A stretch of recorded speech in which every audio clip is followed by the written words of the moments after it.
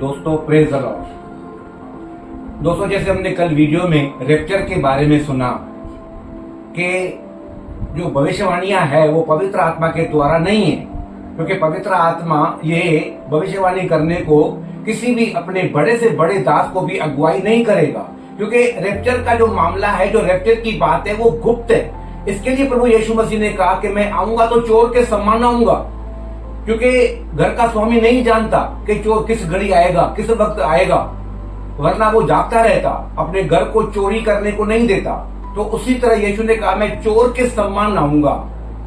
तो दोस्तों ये भी लिखा है कि तुम हर समय तैयार रहो, हर समय जागते रहो। हमें विश्वास में हमेशा जागते रहना है, वो आज आए, कल आए या परसों आए, कभी भी आए। इब्रानियों में लिखा है 10 अध्याय के 37, 38, 39 में कि आने वाला आएगा और कुछ देर न करेगा, लेकिन मेरा धर्मी जन विश्वास से जीवित रहेगा। अगर कोई मुझसे हट भी जाए तो मेरा मन प्रसन्न नहीं होगा, लेकिन हम हटने वालों में से नहीं है कि नाश हो जाए, हम तो जीवन पाने वालों में से हैं। हम तो हमेशा जागते रहने वालों में से, अलर्ट रहने वालों में से हैं, क्योंकि आपके और मेरे हाथों में बाइबल है। हम कलीसियाओं में जाते हैं, वचन सुनते हैं और वचन हमसे बात करता है, क्योंकि वचन में हर एक गहरी बात का भी सॉल्यूशन लिखा हुआ है। तो उसी तरह प्रभु यीशु मसीह एक बात कहता है, कुछ लोग उसके पास आए थे जो बोल रहे थे कि प्रभु हमें कुछ स्वर्ग का चिन्ह दिखा।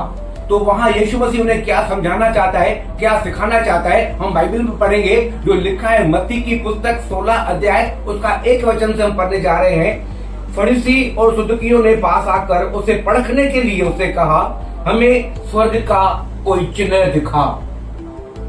उसने उनको उत्तर दिया। अब प्रभु यीशु मसीह ने उनको जवाब दिया, सांझ को तुम कहते हो मौसम अच्छा रहेगा क्योंकि आकाश लाल है, और भोर को कहते हो आज आंधियां आएगी क्योंकि आकाश लाल और धूमिल है।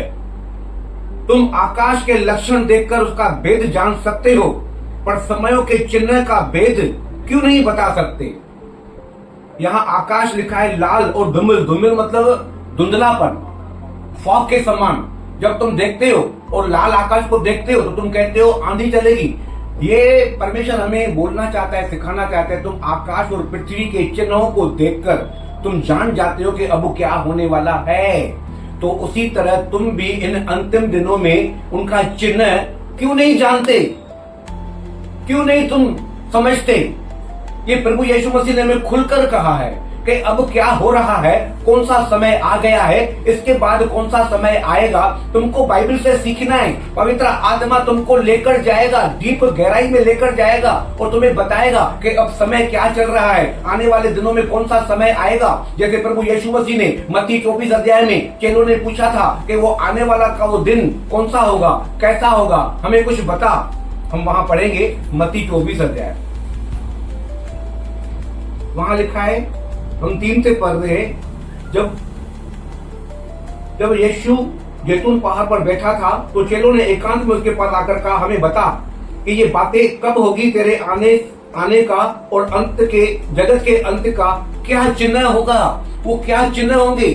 जैसे हम आकाश और पृथ्वी का चिन्ह देखकर बता देते हैं अब आंधी आएगी, अब बारिश आएगी, और बिल्कुल वैसा ही होता है, क्योंकि हम आकाश के और पृथ्वी के चिन्ह जान चुके हैं। तो उसी तरह परमेश्वर कहता है कि तुम बाइबल में से अंत के दिनों का चिन्ह क्यों नहीं समझते। जैसे बाइबल में लिखा है सुनामी होगी, भूकंप आएंगे, महामारी आएगी, जल प्रलय होगा, ऐसी बहुत सारी बातें लिखी है बाइबल के अंदर, इसी 24 अध्याय में। और वहां यह भी लिखा है कि तुम लड़ाइयों की चर्चा सुनोगे, राज्य राज्य पर, देश देश पर चढ़ाई करेगा, तुम घबरा न जाना, उस वक्त अंत न होगा, इनका होना अवश्य है। यानी ये जो प्रभु यीशु मसीह ने हमें चिन्ह दिया है कि सुनामी, भूकंप, अकाल, महामारी ये सब होंगे, अंत के दिनों के पहले ये काम होंगे। प्रभु यीशु मसीह के आने के पहले ये चिन्ह हमें दिखाई देंगे, और लड़ाई पर देश पर देश, राज्य पर राज्य चढ़ाई करेगा। अगर दोस्तों हम सही में जानना चाहते हैं परमेश्वर के वचन से, पवित्र आत्मा की अगुवाई से, कि आज के तारीख में, इस वक्त प्रेजेंट में हम किन चिन्हों पर चल रहे हैं, कौन से दिनों में चल रहे हैं, तो उसकी जानकारी हमको ये मिलेगी कि जो अब प्रेजेंट में हम समय में चल रहे हैं वो समय है लड़ाइयों का, वार का। अगर देखा जाए तो इजराइल देश, एक ही देश 6 देशों पर लड़ाई कर रहा है। एक ही देश 6 देशों पर लड़ाई कर रहा है, जैसे हिजबुल्लाह, हमास और Syria, Iran, Gaza, Yemen, Qatar, इन तमाम देशों पर इजराइल वार कर रहा है। अगर कोई इजराइल से पूछ रहा है कि आप एक ही समय में 6 देशों पर वार कर रहे हो, तो उसका कहना है, उसका जवाब है, वो बोलता है कि हमास के आतंकवादी हमें जहां जहां मिलते हैं, जो जो देश हमास के आतंकियों को पनाह देता है, उनको छुपा कर रखता है और हमें पता चलता है, तो हम उनको नहीं छोड़ेंगे। क्योंकि जो हमास के आतंकी हैं, वो इजराइल के दुश्मन हैं, विरोधी है। हर बार हमेशा इजराइल को नाश करने के लिए योजना बनाते हैं। और इजराइल भी कहता है कि हमें हमास के आतंकियों से डर है कि वो कहीं हम पर हमला न करें, और 1-2 बार हमला किया भी है हमास के आतंकियों ने। इसीलिए इजराइल अपने दुश्मन को ढूंढ ढूंढ कर, खोज कर, उनको एक एक करके मार रहा है और नाश कर रहा है। चाहे वो किसी भी देश में क्यों न छुपे हुए हो, चाहे कोई भी देश उनको अपने देश में रहने के लिए पनाह क्यों न देते हो, तो भी उन देशों में वो मिसाइलें डाल रहा है।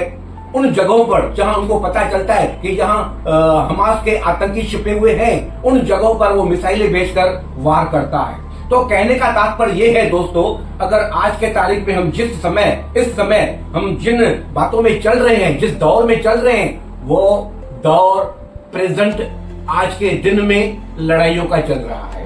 और ये लड़ाइयां दिन ब दिन बढ़ती जाएगी। हम सब जानते हैं रशिया का वार यूक्रेन से खत्म नहीं हुआ है, और हाल ही में अभी इस हफ्ते पोलैंड पर भी वार किया है रशिया ने। तो ये लड़ाइयां अब होने वाली है, अब ये शुरुआत है, ये लड़ाइयां बढ़ती जाएगी। हो सकता है आने वाले समय में 3rd वर्ल्ड वार भी लगे। तो दोस्तों, हम कल फिर कुछ और नई अलग बातों के द्वारा कुछ सीखने जा रहे हैं। तब तक के लिए गॉड ब्लेस यू। जय मसीह।